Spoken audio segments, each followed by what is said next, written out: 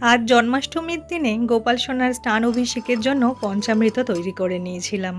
তারপর সুন্দর করে গোপাল সোনাকে পঞ্চামৃত দিয়ে স্নান অভিষেক করিয়ে, তারপর সুগন্ধি জল দিয়ে স্নান করিয়ে একটা নতুন জামা পরিয়ে দুপুরবেলা ফল মিষ্টি দিয়ে একটু পুজো করে নিয়েছিলাম। আর সন্ধ্যাবেলায় করব জন্মাষ্টমীর পুজো। আজ যদিও আমার উপোস, কিন্তু বাড়ির বাকিদের জন্য আজ নিরামিষ রান্না। এটা নিরামিষ সবজি, বিউলির ডাল আর শুকনো লঙ্কা দিয়ে আলু ভাতে মাখা।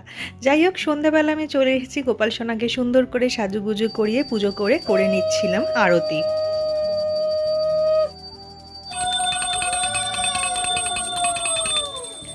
গোপাল সোনার সমস্ত প্রিয় জিনিস দিয়ে আজ ভোগ নিবেদন করার চেষ্টা করেছি। লাড্ডু, 5 রকম ফল, মাখন, মিষ্টি, লুচি, সুজি, তালের বড়া, মালপোয়া, নারকেল নাড়ু। আর গোপাল সোনাকে যেহেতু আমরা বাচ্চাদের মতো ভালোবাসি, তাই তাকে একটা চকলেটও দিয়েছি। এবার যাচ্ছি আশেপাশের বাড়িতে একটু প্রসাদ বিতরণে। আবার দেখা হচ্ছে পরের ব্লগে।